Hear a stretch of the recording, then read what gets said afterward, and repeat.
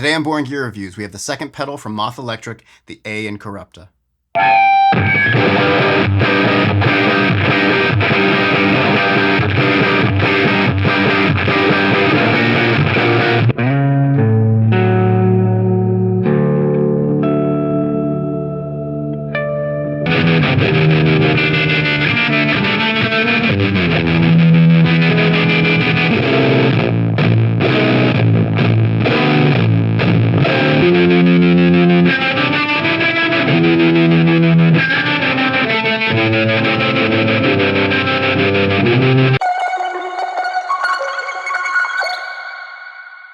Huge thanks to Brennan from Moth Electric for sending me the Incorrupta. All right, so this is a very versatile and tweakable distortion pedal, which is based off of the Rat circuit, but it's like way more involved than a Rat. For starters, instead of having just one kind of so-so tone knob, we have a 3-band EQ based on like a Marshall tone stack. So we get bass, obviously add or take away bass, mid, same thing, add or take away, and treble, add or take away. These are all very interactive with the drive knob, which we have down here, which will obviously control the amount of gain in the pedal. All the way over to the left, we have a volume. There is a lot of volume in this pedal, and you can use it to drive your amp. And then finally, we have a 5-way clipping selector. All the way to the left, we have Germanium clipping, so a bit softer, more compressed. Next up, we have MOSFET clipping, and this is kind of usually somewhere between silicon and germanium. Then we have silicon, a little brighter, a little harsher, and this will probably be most similar to what you would find in a Rat pedal. The asymmetrical clipping is difficult to describe, but I would say it's a little like thrashier or dirtier, I guess. And then we have LED clipping, which would be the loudest, most uncompressed, and most like overdrive-like in the bunch. All of these controls are very interactive. The way the EQ works with the drive and then the way all of that works with the clipping is really, really cool. So, yes, there are 6 knobs on here, but there's way more options because they're super, super interactive. The Rat is one of the most famous distortion circuits ever. Kind of what annoying thing about him is there's like a million different varieties of them. So people will be like, oh, I like a Rat, I don't, but they might have completely different ones. And, even 2 of the same version might not sound exactly the same. And because of that, a ton of lore and cork sniffing goes into the Rat stuff. For me, the Incorrupta solves a lot of that stuff by it does way more than a Rat, and it does the Rat stuff really well too. And that ends up making this pedal a distortion pedal with a ton of character. For today's demo, I'm using my 1980 Tokai Reborn Old LS80, and this has Sun Bear 62 patent pickups. All right, so for this first clip, we're gonna go with a pretty low gain setting. We're gonna have the volume maxed.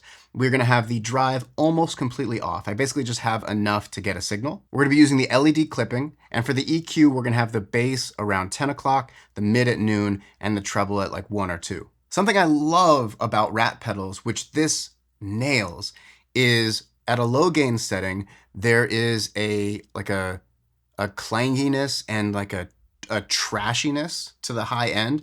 And I don't mean that in a negative way at all. I mean that in the best way. It kind of like, I don't know, there's like a type of saturation that feels like it's like a lot of the frequencies are kind of melting together.